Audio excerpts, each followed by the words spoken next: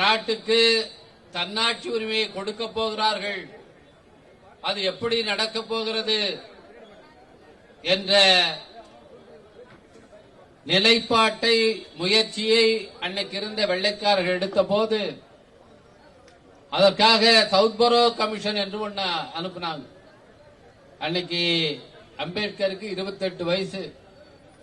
அந்த கமிஷன் முன்னால் ஆஜராகி எல்லோருக்கும் வாக்குரிமையை வழங்க வேண்டும், வயது வந்தோருக்கு வாக்குரிமை யூனிவர்சல் பிரான்சைஸ் வழங்க வேண்டும், எங்களது மக்களும் இந்த தேர்தல் நடைமுறைகளிலே பங்கேற்க வேண்டும் என்று முதலிலே 1919 100 வருஷத்துக்கு முன்னால புரட்சி அம்பேத்கர் போய் வாதாடினார்.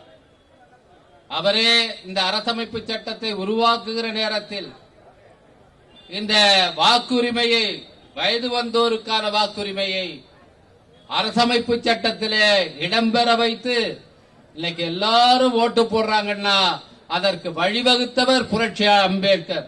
அம்பேத்கர் மட்டும் இல்லை என்றால் இன்னைக்கு எல்லோருக்கும் வாக்குரிமை என்கின்ற இந்த நிலை வந்திருக்கார்.